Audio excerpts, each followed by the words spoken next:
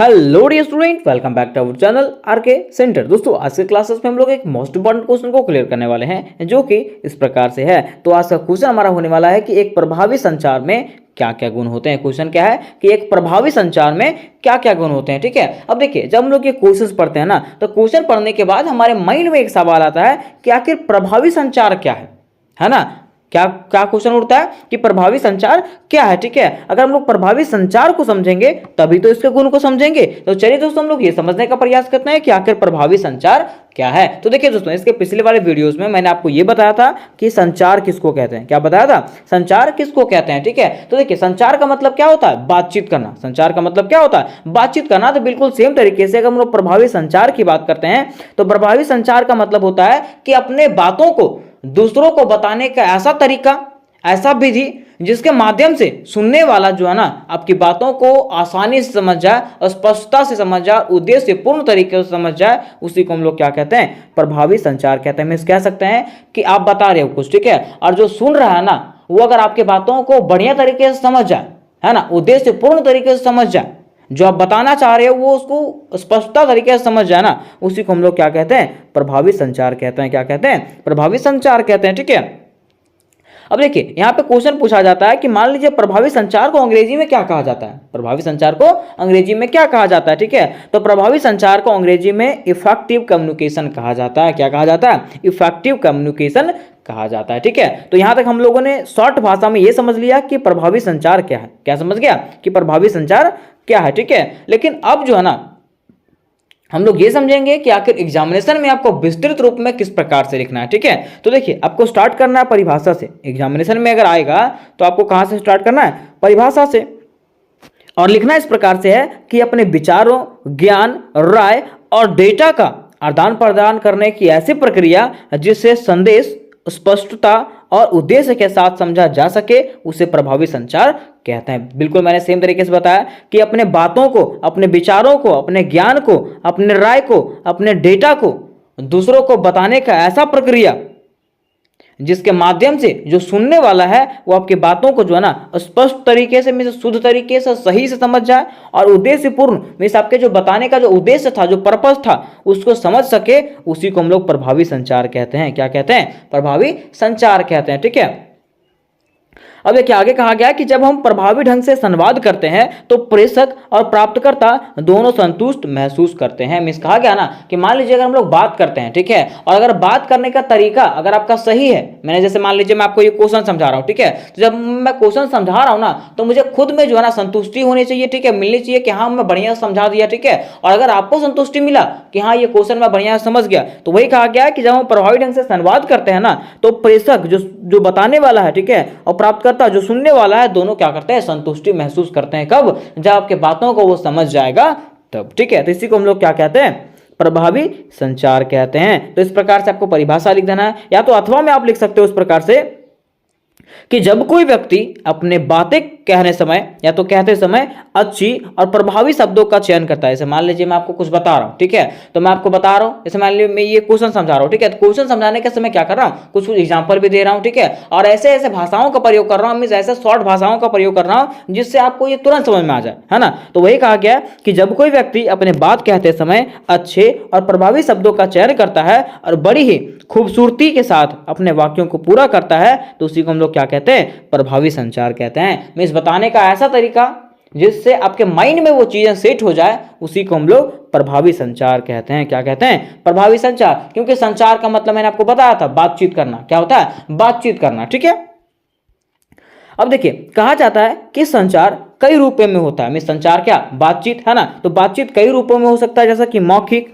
गैर मौखिक, लिखित रूप से भी बातचीत हो सकता है। ठीक है, दृश्य रूप से भी, मतलब हम लोग देखते हैं ना, टीवी में देखते हैं, तो वो भी बातचीत करने का जरिया होता है। ठीक है, जैसे मान लीजिए इंटरनेट तरीके से, ठीक है, हम लोग क्या करते हैं? वीडियो कॉल पे बात करते हैं, तो हम लोग देखते भी हैं और बात भी करते हैं। फिर श्रवण में सुन के भी हम लोग बात करते हैं। जैसे फोन लगाते हैं ना, तो फोन लगा के क्या करते हैं? सुन के बात करते हैं ना। तो ये संचार करने के कई तरीके होते हैं। जैसे मान लीजिए मैं आपको पढ़ा रहा हूँ, ठीक है, तो कैसे? वीडियो के जरिए पढ़ा रहा हूँ, है ना। तो ये क्या हो गया? दृश्य, है ना। दृश्य के जरिए मैं आपको क्या कर रहा हूँ? पढ़ा रहा हूँ। तो इसी को हम लोग क्या कहते हैं? संचार के साधन कहते हैं। ठीक है, अब देखिए, कहा जाता है कि यह व्यक्तिगत रूप से क्या क्या होता है? तो इंटरनेट पर हम लोग बात कर सकते हैं, जैसे कि मान लीजिए फोरम, सोशल मीडिया, या तो वेबसाइट पर बातें करते हैं। ठीक है, फिर फोन पर बातें करते हैं, जैसे ऐप से बात करते हैं, कॉल से बात करते हैं, वीडियो कॉल के माध्यम से बात करते हैं, ठीक है, या तो फिर मेल के द्वारा, ईमेल के द्वारा भी हम लोग क्या करते हैं, बातें करते हैं दोस्तों। तो इसी को हम लोग क्या कहते हैं, क्या कहते हैं, प्रभावी संचार कहते हैं। क्या कहते हैं, प्रभावी संचार। तो यहां तक आप ये समझ गए होंगे कि आखिर प्रभावी संचार हम लोग किसको कहते हैं, ठीक है। अब देखिए मैं आपको ये भी बता देना चाहता हूं कि इससे रिलेटेड, ये क्वेश्चन से रिलेटेड मींस कहने का अर्थ ये है किससे, एक पर्सनैलिटी डेवलपमेंट से रिलेटेड जितने भी क्वेश्चन होने वाले हैं, सारे के सारे क्वेश्चन आपको इस चैनल पर मिलेगा दोस्तों, और VVI क्वेश्चन के साथ मिलेगा। तो जल्द से जल्द आप लोग इस चैनल पर जुड़ जाएं, ठीक है, और अपने दोस्तों को जरूर से जरूर शेयर करें, ठीक है। और इससे रिलेटेड जितने भी क्वेश्चन है, सारे के सारे क्वेश्चन आपको इस चैनल पर मिल जाएंगे। तो जरूर से जरूर ये वीडियोस को अपने दोस्तों के साथ शेयर कीजिएगा, ताकि उनका भी एग्जामिनेशन जो है वो बढ़िया तरीके से जाए, ठीक है। अब हम लोग ये समझने का प्रयास करते हैं, क्वेश्चन में पूछा गया था इसके गुण, है ना, कि आखिर प्रभावी संचार के क्या क्या गुण होते हैं। क्वेश्चन क्या पूछा गया था कि प्रभावी संचार के गुण को बताइए, कि प्रभावी संचार के क्या क्या गुण होते हैं, ठीक है। तो देखिए कहा जाता है कि एक प्रभावी संचार के लिए बातें स्पष्ट, उद्देश्यपूर्ण, संक्षिप्तता और विनम्र होना चाहिए। मान लीजिए कि अगर आप संचार करते हैं, किसी को कुछ बताते हैं, जैसे मैं आपको बता रहा हूं, ठीक है, तो बताने का तरीका कैसा होना चाहिए, स्पष्ट होना चाहिए। मींस ऐसा तरीका होना चाहिए ताकि स्टूडेंट जो है आपकी भाषा को तुरंत समझ जाए, मींस सुनने वाला जो आपकी बातों को तुरंत समझ जाए, ठीक है। और जैसे मान लीजिए कि अगर आप कोई बातों को बता रहे हैं, ठीक है, तो उसमें से कुछ उद्देश्य भी होना चाहिए, बताने का कुछ उद्देश्य होना चाहिए। जैसे मान लीजिए अब मैं आपको बता रहा हूं, ठीक है, तो ये क्या है, क्वेश्चन आपके एग्जामिनेशन के लिए इंपॉर्टेंट है, ठीक है, और ये क्वेश्चन है ये आपके हर जगह इंपॉर्टेंट है ना। फिर देखिए हर चीज जो है ना क्या होना चाहिए, संक्षिप्त होना चाहिए। अगर आप बड़ा करके बताते हो ना, जैसे मान लीजिए अगर मैं ही ये वीडियोस को जो है ना अगर 15, 20, 25 मिनट का बना दूंगा, तो आपको भी लगेगा यार बड़ा लंबा वीडियो है, इसको देखना नहीं चाहिए, ठीक है। लेकिन अगर ये छोटा रहेगा तो आपको भी मन करेगा कि चलो थोड़ा सा टाइम ही लगेगा, इसको देख लेते हैं थोड़ा सा, है ना। तो वही कहा गया कि आपकी बातें कैसा होना चाहिए, स्पष्ट होना चाहिए, ठीक है, उद्देश्यपूर्ण होना चाहिए और संक्षिप्त होना चाहिए। उसके साथ साथ आपके बातें करने का तरीका, मींस बताने का तरीका कैसा होना चाहिए, विनम्र होना चाहिए। उसी को हम लोग एक प्रभावी संचार कहते हैं। और कहा गया कि जिसका विस्तृत वर्णन, जिसका बड़े तरीके से वर्णन जो है निम्नलिखित रूपों में किया गया है। तो चलिए हम लोग उसको भी देख लेते हैं थोड़ा सा, ठीक है।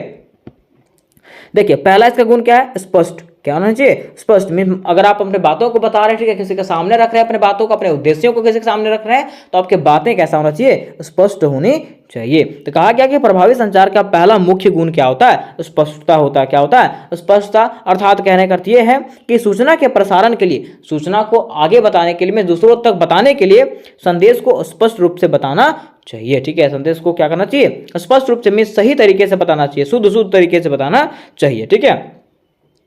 कहा गया कि ऐसा करने के कई तरीके हैं, मीन शुद्ध रूप से बताने के कई तरीके होते हैं। जैसा कि हम उदाहरण के लिए बताया गया कि वाक्य छोटे और सरल होने चाहिए। मान लीजिए अगर आप कोई वाक्य बता रहे हैं, तो वाक्य कैसा होना चाहिए, छोटा होना चाहिए और सरल होना चाहिए, मीन आसान होना चाहिए, ताकि लोग पढ़ें तो उसको एक बार में समझ में आ जाए, ठीक है।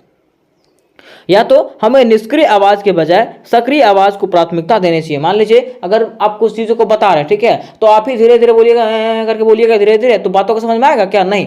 जब आप किसी चीज को बताते हैं ना, तो आपका आवाज कैसा रहना चाहिए, बोल्ड रहना चाहिए, ताकि लोग जो है ना आपकी बातों को सुने और आप पे क्या हो जाए, अट्रैक्ट हो जाए, ठीक है। फिर आगे कहा गया कि अगर हमें कई संदेश देने हैं या तो कोई संदेश देने हैं, तो इसके अलग अलग बुलेट पॉइंट में बताना सुविधाजनक है। मान लीजिए मुझे कोई सूचना देना आपको, ठीक है, कोई पॉइंट बताना है, ठीक है, कोई संदेश देना है, तो उसके लिए जो है ना अलग अलग पॉइंट बना के क्या करना चाहिए, संदेशों को लिखना चाहिए, ठीक है। फिर देखिए इसका दूसरा गुण होता है संक्षिप्तता। मैंने आपको बताया था कि अगर आपको किसी चीज को समझाना है, कोई क्वेश्चन मैंने मान लिया आपको समझाया जा रहा है, तो कोई क्वेश्चन को समझाने के लिए उसमें क्या होना चाहिए, संक्षिप्तता होना चाहिए, ठीक है, छोटा होना चाहिए। आपके समझाने का तरीका कैसा होना चाहिए, आसान होना चाहिए और छोटा होना चाहिए वो क्वेश्चन। अगर आप एक ही क्वेश्चन को बड़े तरीके से बताओगे ना, 1-2 घंटा लगा के बताओगे ना, तो लोग उतना मायने रखेगा नहीं, लोग उसमें उतना दिलचस्पी रखेगा नहीं, ठीक है। तो छोटे छोटे वीडियोस में बता दीजिए, ठीक है, छोटे छोटे शब्दों में बता दीजिए, तो लोग जो है ना आपकी बातों को तुरंत सुनेगा, ठीक है। तो वही कहा गया कि प्रभावी संचार का दूसरा मुख्य गुण है संक्षिप्तता, ठीक है। अर्थात यदि आप अपने संदेश स्पष्ट और सुंदर तरीके से प्रस्तुत करते हैं, लेकिन वह बहुत लंबा है, ठीक है, तो क्या हो जाएगा, आपका रिपोर्ट जो आपका संदेश जो है पूरी तरीके से खराब हो जाएगा। क्या हो जाएगा, पूरी तरीके से खराब हो जाएगा, ठीक है। मुझे पता है, ठीक है, कि आप क्या कर रहे हो, अपने संदेश को स्पष्ट और सुंदर तरीके से ले रहे हो, ठीक है, सुंदर तरीके से बता रहे हो, लेकिन अगर आपका संदेश जो है वो बड़ा हो जाएगा, ठीक है, तो वो क्या हो जाएगा, पूरी तरीके से खराब हो जाएगा, है ना। क्योंकि कहा जाता है कि लंबा और विस्तृत संचार जो है ना उबाऊ होता है। जैसे मान लीजिए हम लोग कहानी जब पढ़ते हैं ना, तो कहानी पढ़ते हैं, जब कहानी 3-4 पेज का और 5-6 पेज का होने लगता है ना, तो वो कहानी उबाऊ लगने लगता है, ठीक है। लेकिन वही कहानी को हम लोग शॉर्ट भाषा में समझ जाते हैं ना, तो तुरंत लगता है बोल हाँ कुछ सीखे हैं, ठीक है। तो वही कहा गया कि क्योंकि लंबा और विस्तृत संचार जो होता है ना उबाऊ होता है, ठीक है। और अधिकांश लोग जो है इससे बचना चाहते हैं। अधिकांश लोगों के पास समय नहीं होता, वो चाहता है कि कम से कम समय में हम क्या करें, ये बातों को समझ जाएं। इसलिए इस बिंदु को संक्षेप में कहें तो प्रभावी संचार संक्षिप्त होना चाहिए। इसलिए हम लोग कह सकते हैं कि अगर इस बिंदु को संक्षेप में कहें तो हमारा जो संचार है वो कैसा होना चाहिए, संक्षिप्त होना चाहिए, छोटा होना चाहिए, ज्यादा बड़ा होना नहीं चाहिए। अब देखिए इसका तीसरा जो गुण है वो क्या है, ठोस एवं सही। मीन्स आपका जो बात रहेगा, मीन्स मैं आपको कुछ बता रहा हूं, ठीक है, तो मैं अगर आपको कुछ बता रहा हूं ना, तो वो क्या होना चाहिए, बिल्कुल सही होना चाहिए। क्या होना चाहिए, सही होना चाहिए। मान लीजिए कुछ आपको डेटा बता रहा हूं, ठीक है, मैं कोरोना के बारे में बता रहा हूं कि कोरोना वैक्सीन जो लगाया गया था उसमें कुछ कमियां आई थी, ठीक है। मान लीजिए मैं कुछ बता रहा हूं, ठीक है, तो बता रहा हूं ना, तो मेरी बातें जो है ना वो क्या होना चाहिए, सही होना चाहिए, ताकि लोग जो है ना आपकी बातें को, जैसे लोग क्या करेंगे, आपकी बातें को सुनेंगे, ठीक है, और सुनने के बाद वो तो सोचेंगे क्या कि ये तो सही बताया है ना।